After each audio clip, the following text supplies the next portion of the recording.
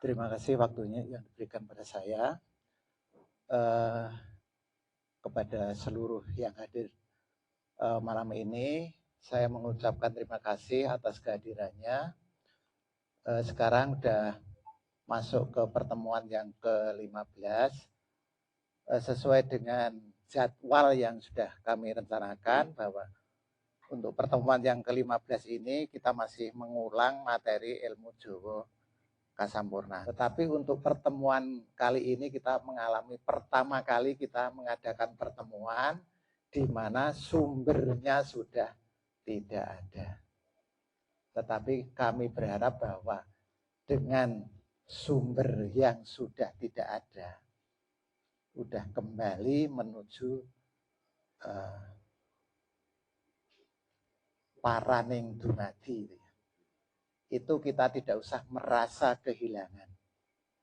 Karena berkali-kali Simbah memberikan pesan, jangan pernah mengkultuskan Mbah Mujono, tetapi kultuskanlah ajaran dari Mbah Mujono.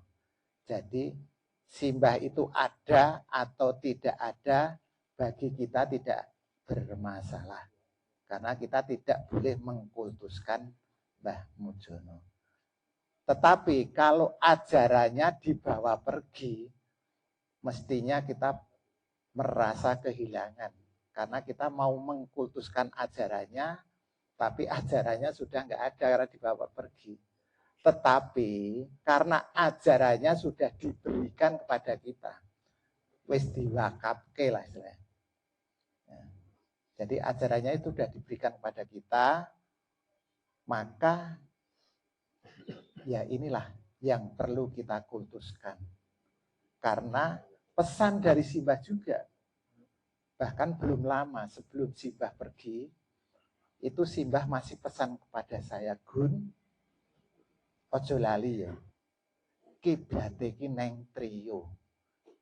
Itu ibaratnya wong wis kuliah kok isih dikandani, nek loro tambah telu ki limo nek Gun. Kan sama aja seperti itu ya. Karena kita sudah berkali-kali mencanangkan bahwa kiblat yang benar itu adalah trio, yaitu satu itu rogo, dua ilmu kasampurnan, tiga itu KR yang ada di tulang ekor. Ya. Saya pernah ditanya juga, Gun, rogo ki partnere karo sopo Gun?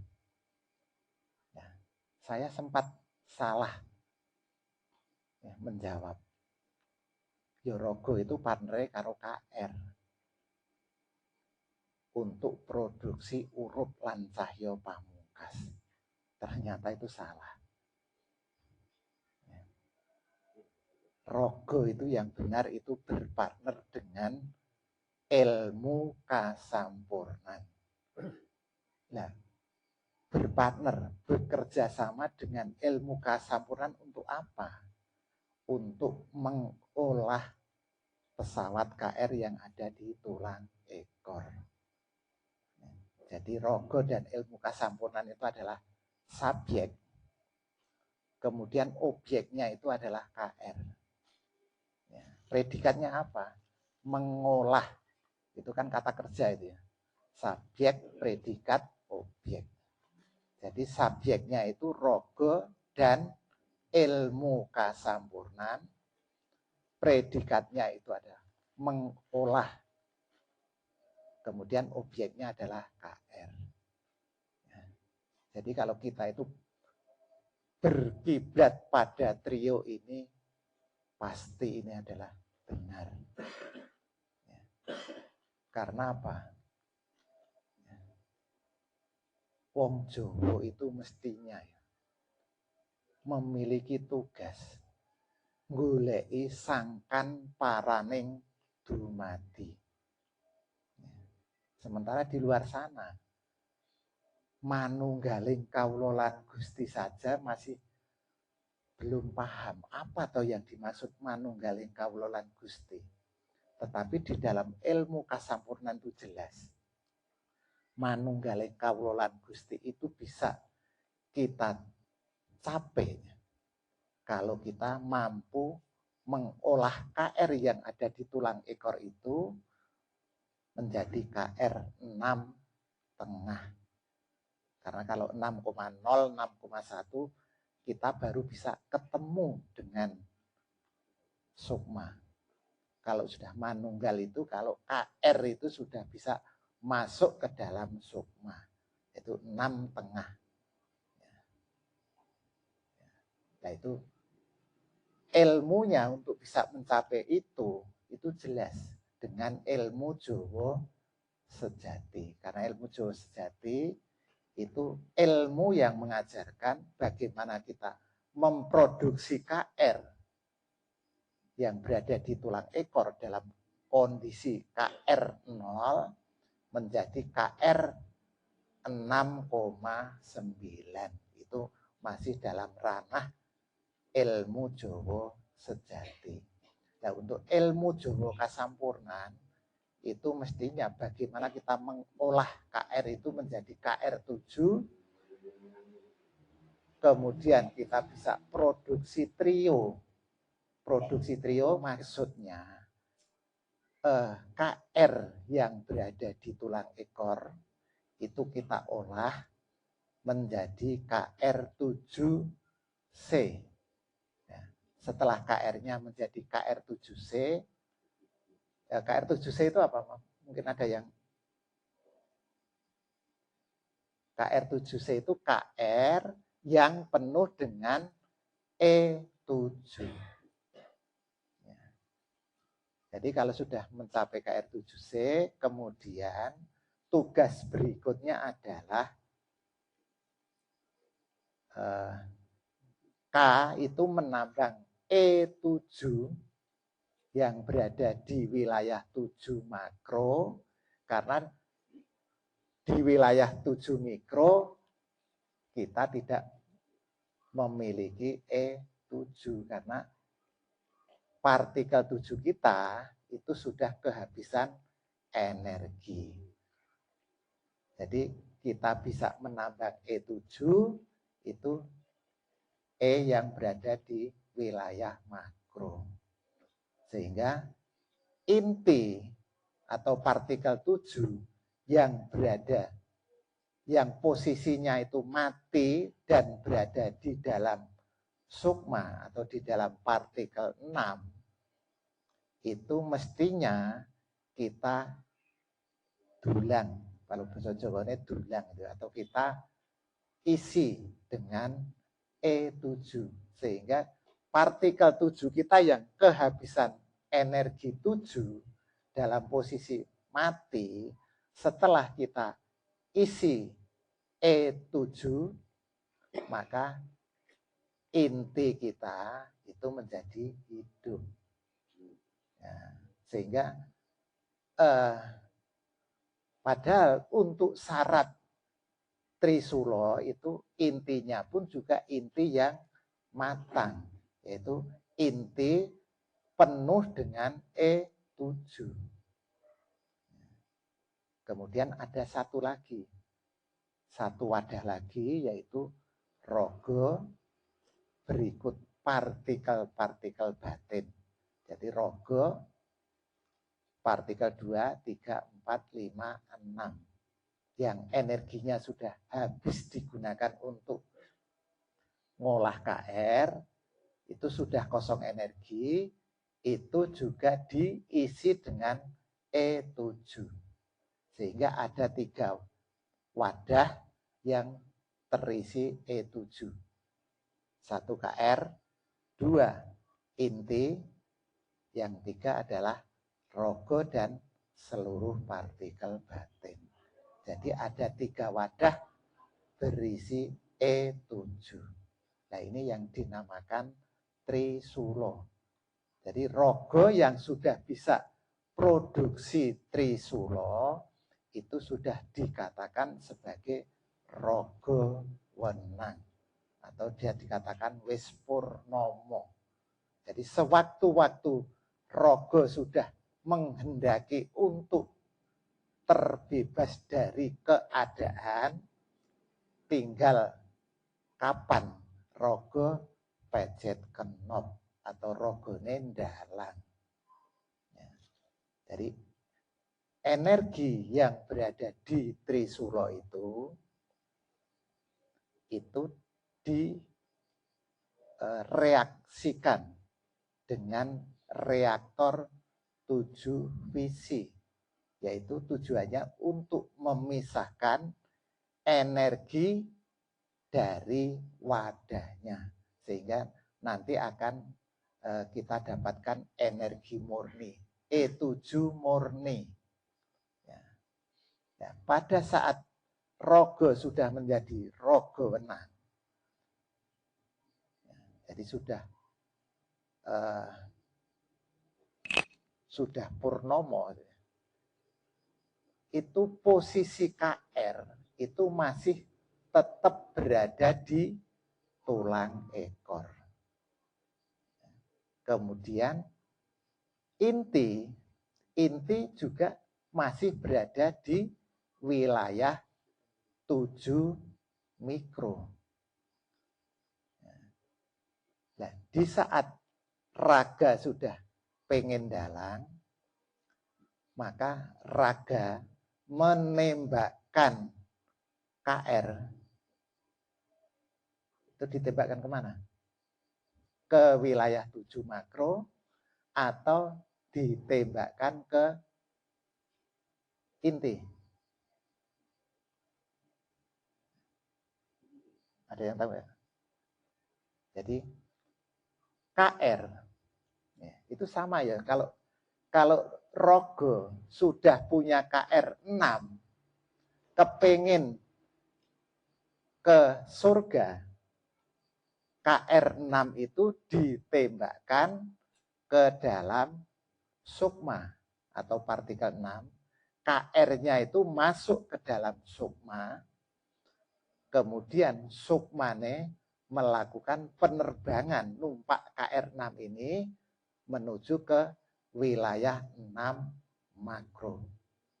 Demikian juga kalau rogo sudah menjadi rogo wenang, rogone sudah memiliki KR7C, ragane kepingin dalang.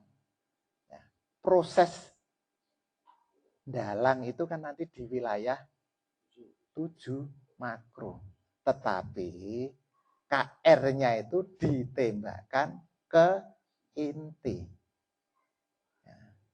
KR ditembakkan ke inti, KR-nya masuk ke dalam inti, kemudian intinya melakukan penerbangan ke wilayah 7 makro, di mana saat KR itu bergerak dari tulang ekor, nah itu ngampiri E7 yang berada di wilayah 2, wilayah 3, 4, 5, 6 itu akan terbawa oleh KR7C. Energinya gabung dengan KR7C. Kemudian masuk ke dalam masuk ke dalam partikel 7 atau inti. Kemudian inti melakukan penerbangan ke wilayah 7 makro. Nah, di wilayah 7 makro inilah medan perang atau perang Bharatayuddha. Kalau di dalam pewayangan, Kresna itu mau maju perang Bharatayuddha, itu ngampiri Janaka itu ngampiri Kresna, nggugah Kresna sing lagi tapa nendra ana bale kambang. Kresna itu adalah inti.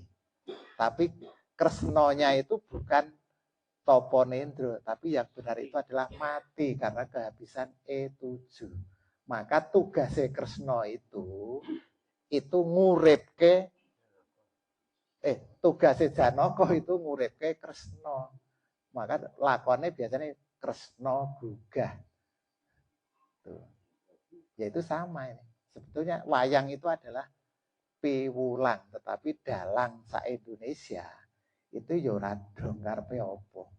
Jadi ngertine kaya ngono ya diceritake kaya ngono. Dadi Kresna turu topo nendro, topo turu neng bale kambang. Bale kambang. Bale itu papan, kambang itu ngambang. Ngambang itu rak sak ndure banyu. Banyu rak putih itu. Bumi itu ireng, geni itu abang, angin ki kuning, banyu itu putih. Nek ngambang itu sak nduring putih. Sak nduring putih ya itu sukma. Jadi Kresna itu mati neng jeroning sukma. Nah itu tugasnya Janaka nguripke Kresna. Nah Janaka itu siapa? Ya rogo-rogo sing punya watak satrio inilah Janaka itu.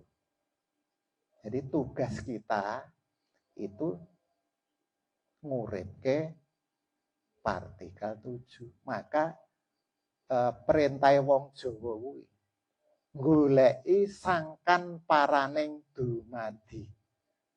Ya, sangkaning dumadi itu bukan roh suci. Roh suci itu berkali-kali saya katakan, roh suci itu baru purwaning dumadi. Karena awal dadining menungso itu diawali dengan membentuk sukma atau mengadakan sukma. Nah, sukma itu berasal dari mana? Berasal dari inti atau partikel 7. Jadi partikel 7 turun ke wilayah 6. Nah, 7A itu sebagai Brahma. Brahma 7 itu dewa pencipta. Tetapi kalau dewa pencipta itu kan konotasinya bahwa partikel 7 itu duwe karep, nyipta itu kan keinginan gitu ya. Yang benar itu adalah 7A itu punya daya mengadakan. Jadi anane 7A ge ono sukma, ono sedulur putih dan seterusnya. Dan yang terakhir adalah nganake rogo. Memang manusia sekarang ini raga itu memang bahan dasarnya itu dari sel telur dari ibunya dan sperma dari bapaknya. Berbeda dengan orang-orang dulu, tanpa bahan itu bisa mengadakan sukma karena mengadakan raga karena dulu berasal dari partikel 7 yang berada di wilayah 7. Jadi yang terlahir di dalam dunia ini adalah anak-anak terang. Berbeda dengan sekarang ini. Ini hanya roh dunia. Jadi yang menghidupi raga manusia ini adalah roh-roh yang ada di dunia ini. Jadi roh manusia dulu yang raganya sudah mati, tetapi belum bikin KR. Sehingga masih berada di wilayah 0. Nah ini adalah roh-roh dunia. Jadi tugas pertama adalah goleki sangkan, yaitu partikel 7. Maka dulu ada yang bertanya dari saudara kita dari Wonogiri, nek goleki partikel 7 itu lah gimana? Wong partikel 7 itu kan energi toh sebenarnya. Sebetulnya kalau kita katakan partikel itu ya kurang pas. Karena partikel 7 itu berwujud roh saja salah. Jadi tidak berwujud roh, apalagi berwujud fisik kayak gini. Tetapi partikel 7 itu adalah berwujud energi. Jadi tidak ada bentuknya, tetapi ada. Ya sama aja ini, energi listrik ini kan nggak ada bentuknya, tetapi ada. Nah, sebetulnya goleki sangkan itu ya yang benar itu adalah nguripke inti yang mati di dalam sukma. Dengan cara bagaimana? K7 menambang E7 yang ada di wilayah 7 makro dimasukkan ke dalam partikel 7 yang kosong energi. Nah itulah yang dinamakan golei sangkan. Ya, karena kalau tidak dihidupkan ya sudah percuma. Wong wujudnya nggak ada, energinya sudah kosong. Maka ya tugasnya itu menambang energi, menghidupkan partikel 7. Nah, kemudian setelah golei sangkan, kelanjutannya adalah golei parang.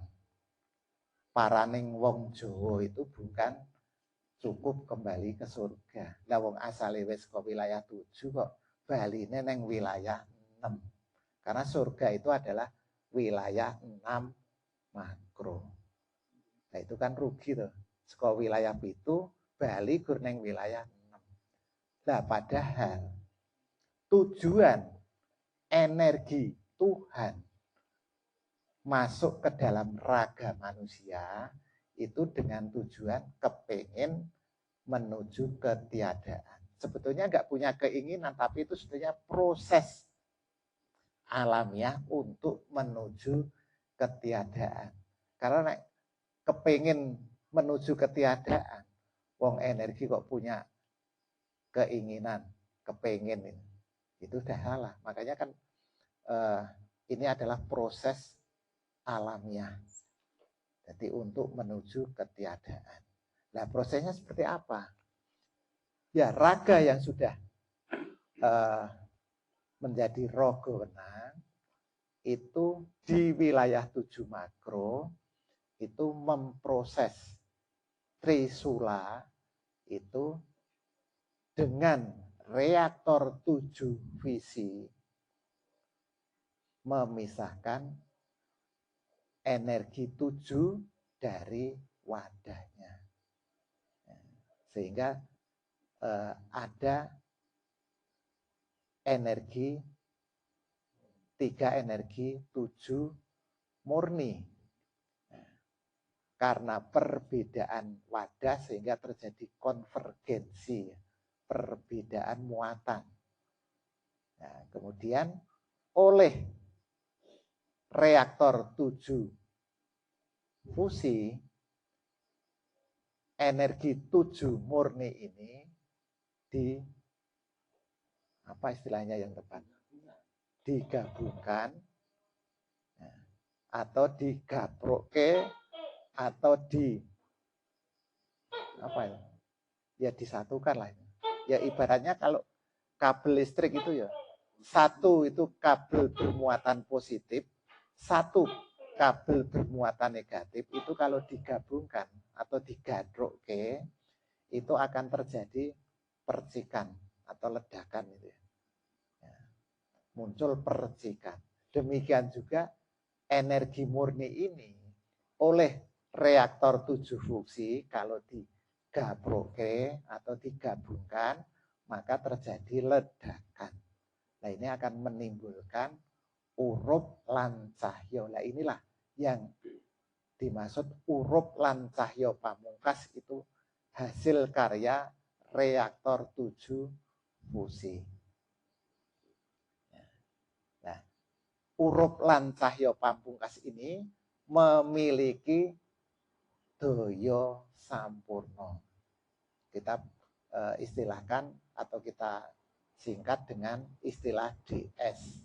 Jadi nanti kalau pembahasan kita singkat DS itu mestinya harus dipahami bahwa ini DS itu adalah daya sampurna. Ya sama aja kalau misalnya mungkin jenengan yang baru mendengar sekali, yaitu mungkin ya baru tahu sekarang.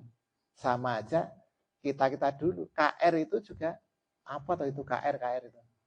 Tapi karena kita sudah berkali-kali ya meskipun hanya disingkat KR kita sudah paham bahwa itu maksudnya adalah pesawat yang terdiri dari satu pesawat tapi memiliki 2 fungsi yaitu kendaraan dan reaktor yang posisinya berada di tulang ekor. Nah sebetulnya sangat simpel sekali ya. Ilmu Jawa kasampurnan. Berbeda dengan ilmu Jawa sejati.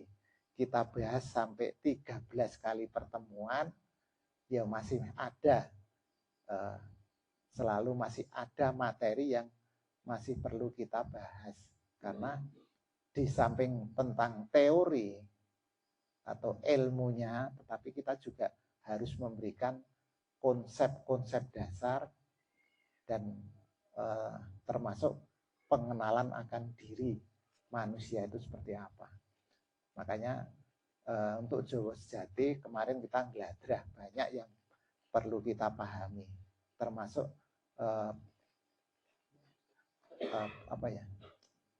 raga itu sendiri itu pun juga memiliki banyak pesawat ya, banyak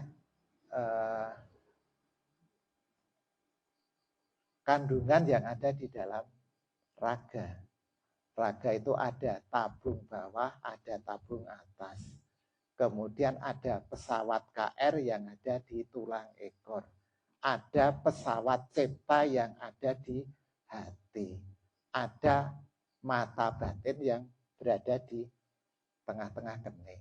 Ada komunikator yang berada di dada sebelah kiri. Tetapi itu pemetakan secara fisik.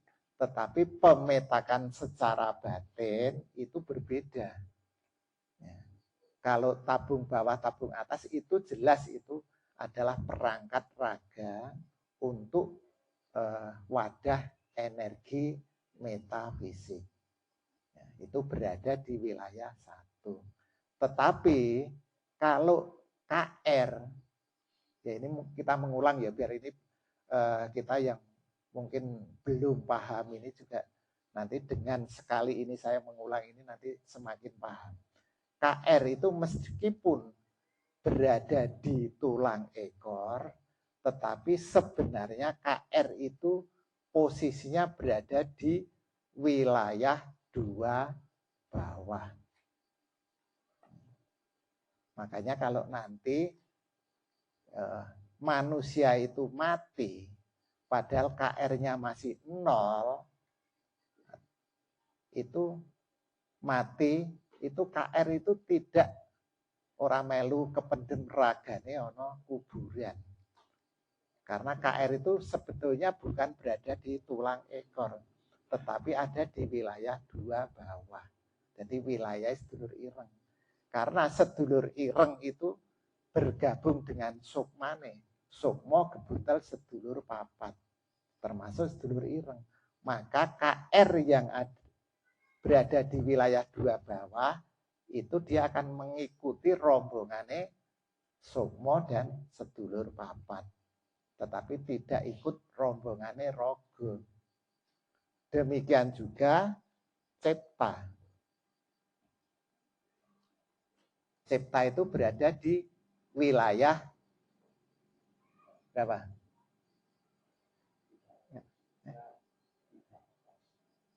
Cipta itu wilayah 2.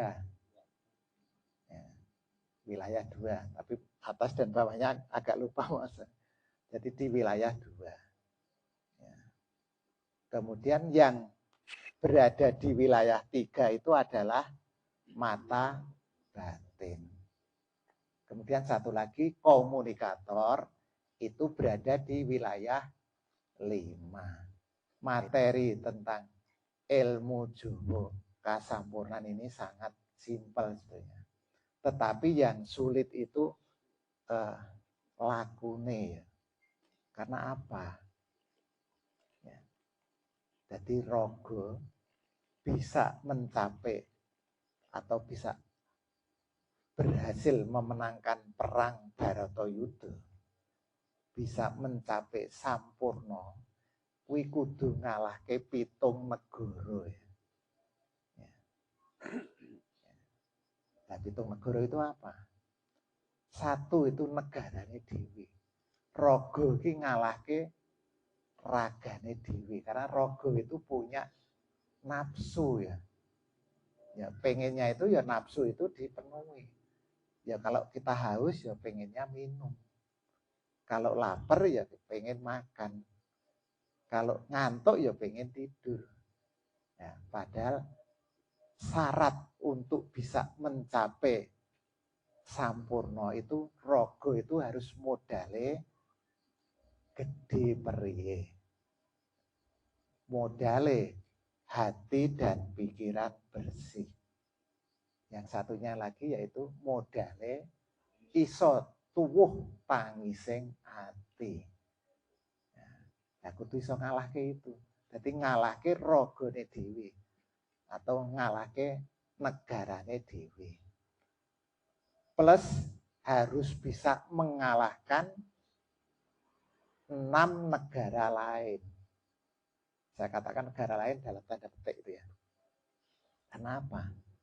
Wilayah 2 itu adalah wilayah partikel 2 atau sedulur ireng. Rogo kalau wilayah 2 itu negara liya. Karena rogo itu menempati wilayah 1. Wilayah 2 itu sudah negara lain. Demikian juga wilayah 3, 4, 5, 6 itu juga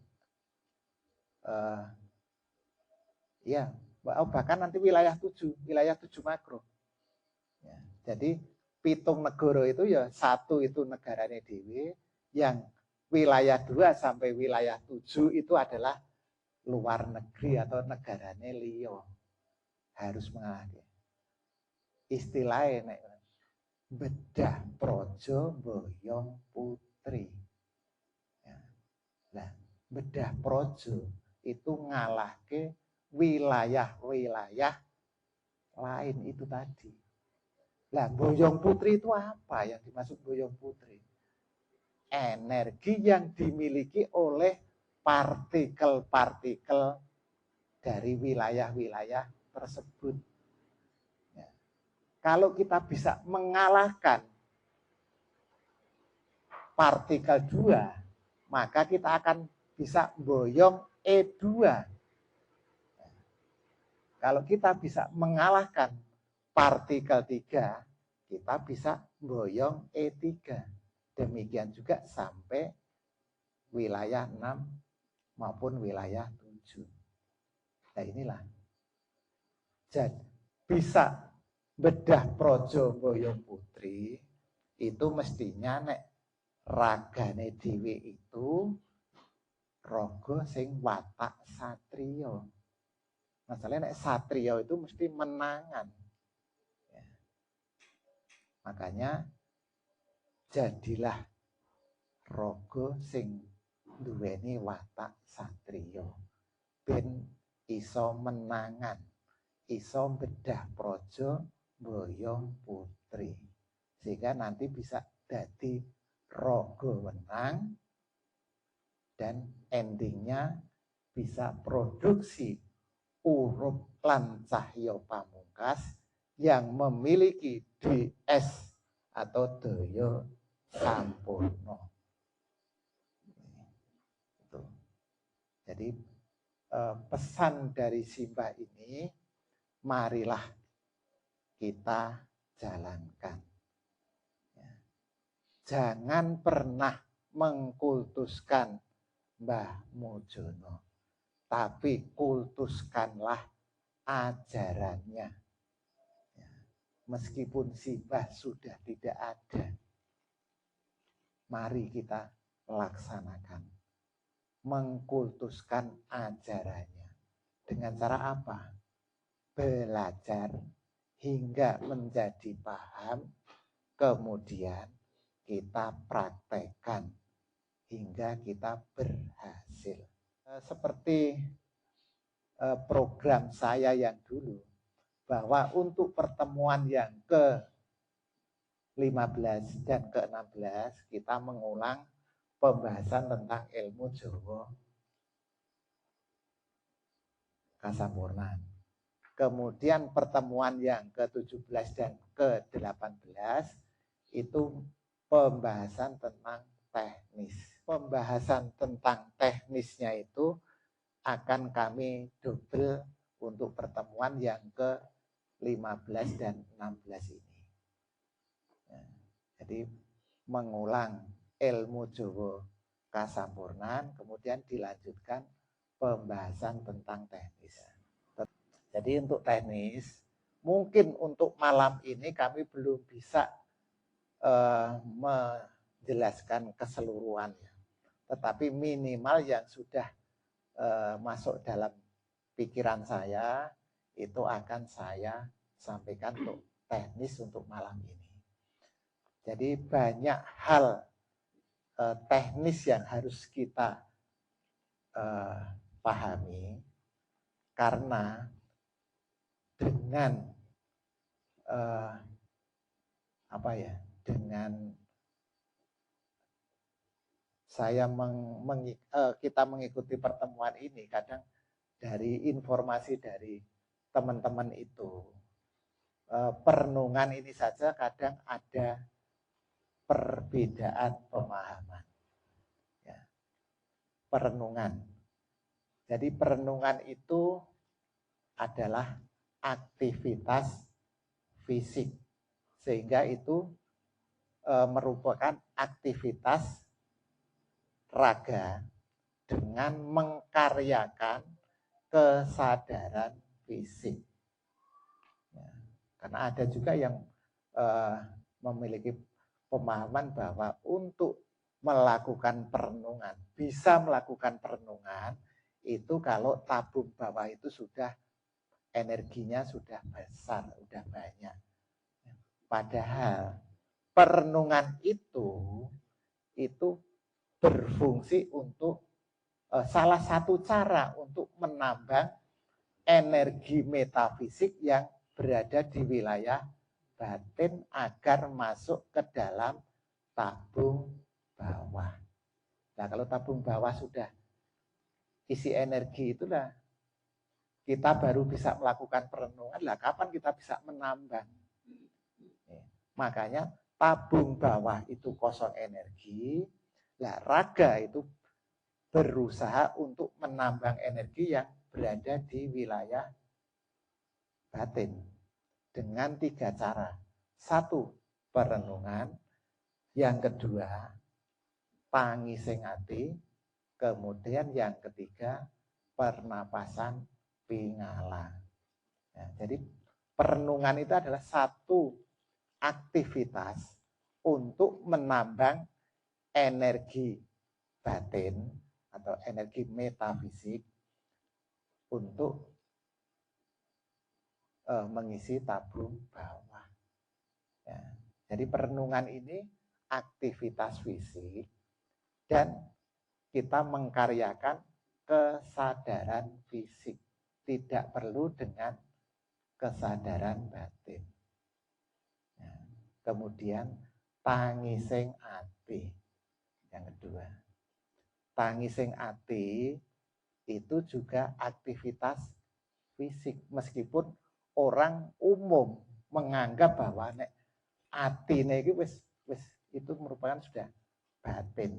Padahal hati itu juga masih itu organ fisik. Jadi tangising ati itu juga didasari oleh kesadaran fisik. Ya.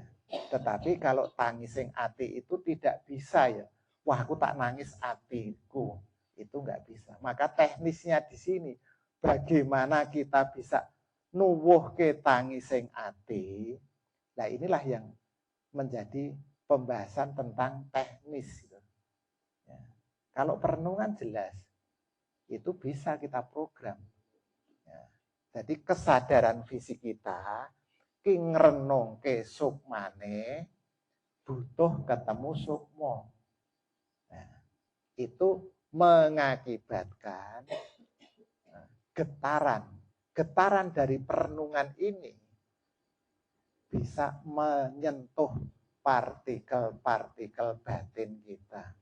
Nah, partikel batin yang kena getaran perenungan ini atau kena getaran perenungan kita ini akan menyumbangkan energinya. Dan energinya itu diberikan kepada rogo. Mestinya masuknya ke tabung bawah. Karena tabung bawah dengan wilayah 2, 3, 4, 5, 6, bahkan besok dengan wilayah 7 makro, itu seperti bejana berhubungan. Jadi nek mlebu neng rogo, E2 sampai E7 ki mlebu neng rogo, ya ora bakalan mlebu neng liyane tabung bawah. Pasti masuk ke tabung bawah. Karena itu berhubungan dengan tabung bawah. Wilayah 7, 6, 5, 4, 3, 2 dengan tabung bawah yang berada di wilayah 1. Kemudian tadi tangising ati itu tidak bisa kita kita program ya. Wah, aku tak nangis dengan nggak bisa. Jadi tangising ati itu bisa kita kondisikan. Dengan cara apa? Ya kita tumbuhkan keinginan untuk bisa ketemu dengan sukmo. Ya, apalagi kalau kita tuh yang usianya sudah expired. Ya, makanya seperti saya dulu tahun 91, usia saya masih 26 tahun. Saya berjanji dengan Simbah, besok kalau usia saya sudah 60 tahun, saya lanjutkan lagi. Karena saya kepingin hidup seperti manusia umum. Ya. Nah, kita ini yang sudah usia senja ini, mestinya ya ojo nangis kepingin duwe mobil mewah. Ojo kepingin atine nangis kepingin duwe omah tingkat. Ya. Tetapi mestinya dikondisikan atine ki nangis iso ketemu sopane minimal itu ya. Tetapi nanti ya nek dilanjutkan ya atine nangis kepingin iso sampurno. Nah, itu dikondisikan. Semakin tua mestinya ya tangise kuwi semakin layung-layung. Biar apa yang menjadi tujuan kita itu bisa lekas, bisa dicapai. Nah, kemudian yang ketiga itu pernapasan pingala. Jadi orang kadang menjadi bingung karena pernapasan pingala itu ada 2. Ya. Jadi jangan anggap bahwa pernapasan pingala itu hanya 1 ya. Ada 2. 1 itu menambang energi yang berada di wilayah batin agar masuk ke dalam tabung bawah, itu salah satunya dengan pernapasan pingala. Yang kedua, pernapasan pingala itu untuk mengaktifkan pesawat cipta. Jadi untuk mengaktifkan pesawat cipta itu bisa juga aktif oleh energi yang berasal dari tabung atas. Tetapi bisa juga diaktifkan dengan energi yang berada di tabung bawah. Nah, energi yang ada di tabung bawah diangkat ke atas, dimasukkan ke dalam pesawat cipta yang ada di hati, itu namanya pernapasan pingala. Ya. Jadi pernapasan pingala itu ada 2 macam. Untuk menambang energi yang berada di wilayah makro, wilayah batin, agar masuk ke tabung bawah. Dan yang kedua adalah untuk mengaktifkan pesawat cipta, yaitu dengan narik energi yang ada di tabung bawah dimasukkan ke dalam pesawat cipta.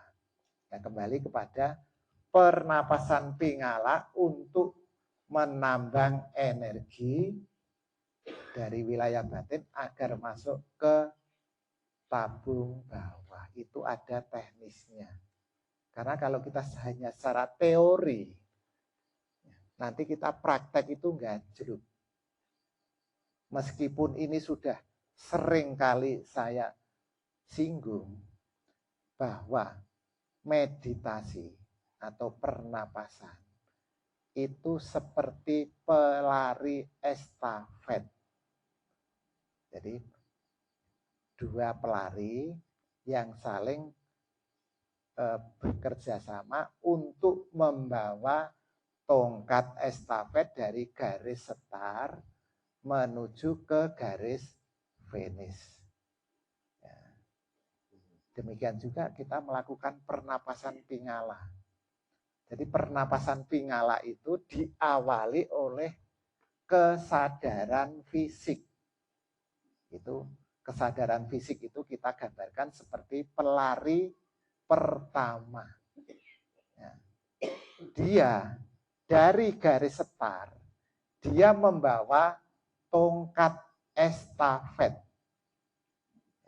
Nah, tongkat estafet itu di sini apa itu, Mas? Tongkat estafet itu adalah tujuan. Ya. Karena kalau kita mau menambang energi, ya tujuannya kita pengen menambang energi yang berada di wilayah batin. Itu tongkat estafetnya itu. Ya.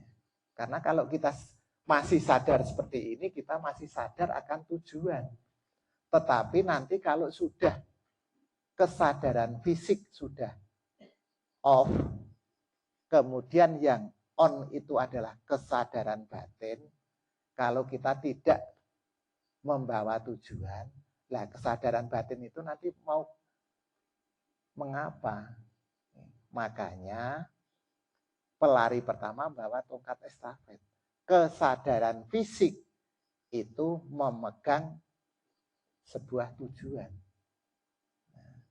Di saat kesadaran fisik itu on, maka kesadaran batin off.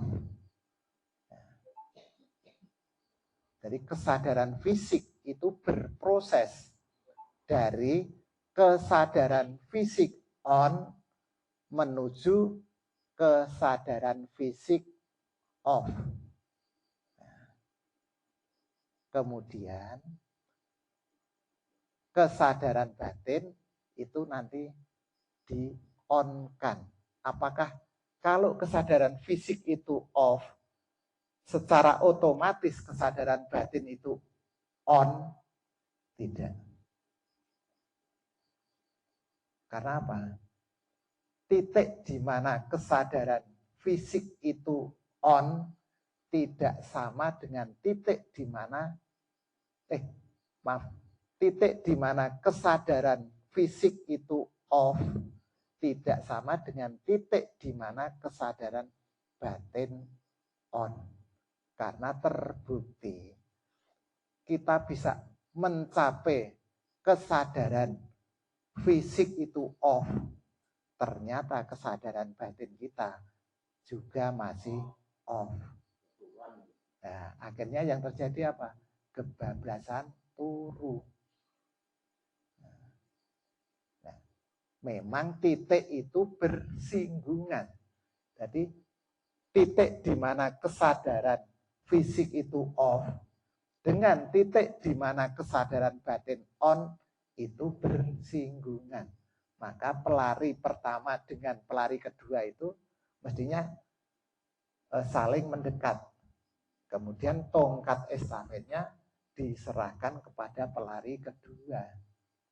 Nah, pelari kedua inilah yang melanjutkan membawa tongkat estafet menuju garis finish. Nah, jadi proses itu diawali oleh kesadaran fisik dengan membawa tongkat estafet, dengan membawa tujuan. Kemudian diteruskan kesadaran batin hingga bisa mencapai garis finish. Kemudian pertanyaannya, kalau pelari pertama itu larinya lebih cepat dibandingkan pelari kedua.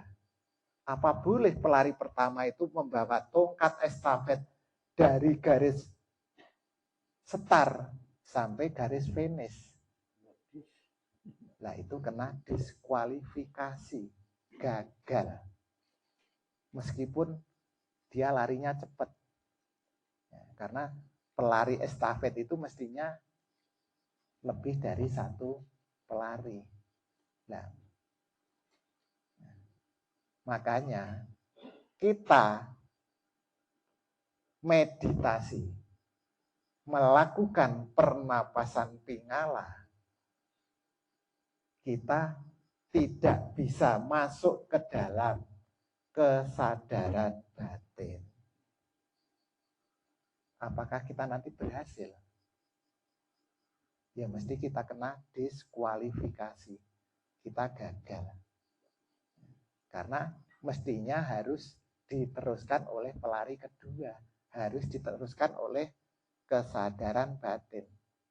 Ya. Tetapi kita meditasi, kita masih selalu kesadaran fisiknya on terus, tidak pernah mengalami atau mencapai off, dan tidak bisa mengonkan kesadaran batin. Ya sehingga kita tidak bisa mencapai garis finish, kita tidak bisa berhasil alias gagal. Nah inilah teknis ini perlu saya sampaikan karena orang banyak jadi hanya menjalankan syariat tapi kok tidak pernah mendapatkan ma'rifatnya. Karena apa? Yaitu tadi. Jadi dari garis start sampai garis finish hanya pelari pertama, hanya kesadaran fisik. Mestinya dilanjutkan oleh kesadaran batin untuk bisa mencapai garis finish. Nah ini merupakan teknisnya seperti ini. Perenungan, kemudian pernapasan atau meditasi itu ya. Ini. Kemudian masih banyak lagi sebetulnya. Karena apa? Rogo. Yang ini Mas Edi ini dulu baru 1 minggu yang lalu dari Jogja, Jalan Kejayan ya Mas, Condong Catur. Ini juga banyak kemarin itu bertanya. Jadi gimana caranya bin hati dan pikiran bersih? Oh, kalau niku nek meditasi niku kelingan warna-warna kan. Ya makanya kan perlu teknis ya. Teknis rogo nek diujo nafsune iki ora angel dipeper ya. Ya pikirane iki yo kepengin wah nyate kono kae enak. Wah bakso kono kae seger.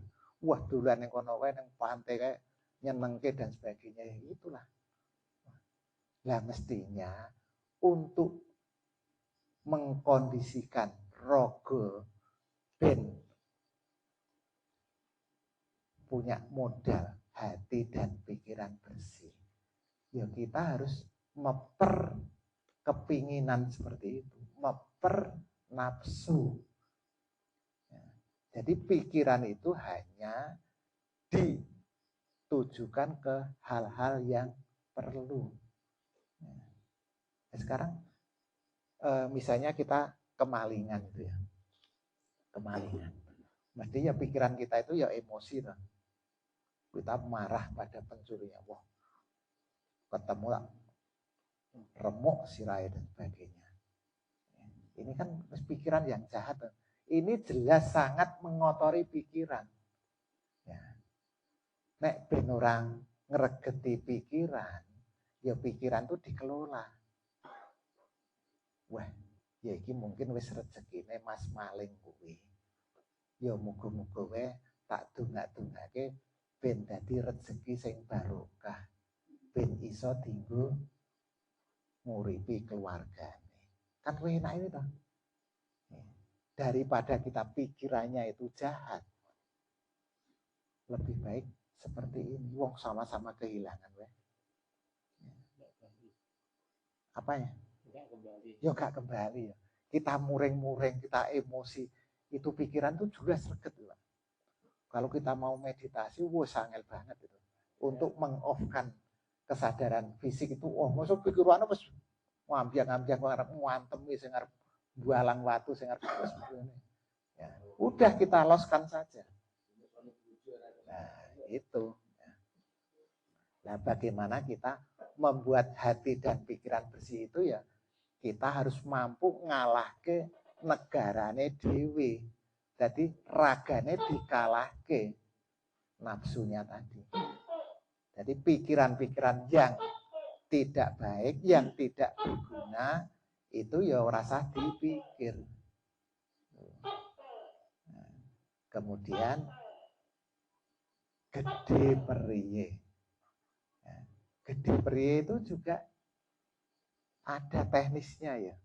Karena poso sedina sewengi nek ora kulino ki yo ngelih yo ngelak itu ya. Pikirane wah iki nek tuku es degan dale segere ya. Wah iki nek manu gawe Indomie rebus kok saus dale enake. Itu nek wong ngelih itu pikirane yo neng panganan. Nek wong ngelak pikirane neng minuman dan sebagainya. Nah, jadi gede periye itu juga ada teknisnya. Jadi kadang kita itu seminggu tidak makan, tidak minum, kok yo enteng ya.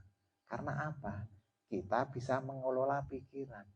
Karena haus kepingin minum, lapar kita kepingin makan, itu kuncinya itu ada pada pikiran.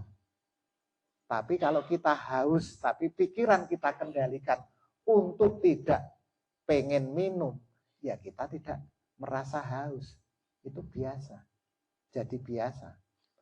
Kita lapar, kalau pikiran kita kelola untuk tidak kepengen makan, maka ya tidak makan seminggu juga tidak merasa lapar. Nek ngeleh pikirannya diujo, pengen mangan kae pangan, yo ngelihe saya krasa berat. Nah, jadi ini ada teknisnya ya untuk makanya dengan harapan saya dengan selesai pembahasan tentang ilmu Jawa sejati dan ilmu Jawa kasampurnan dan teknisnya ini yang sudah kita bahas bersama ini, itu harapannya nanti kita bisa menjalankan laku tanpa ada kendala. Karena kalau hanya sekedar teori, kemudian kita praktek, itu kadang kita menemui banyak kendala. Ya, makanya teknis ini juga perlu dipahami.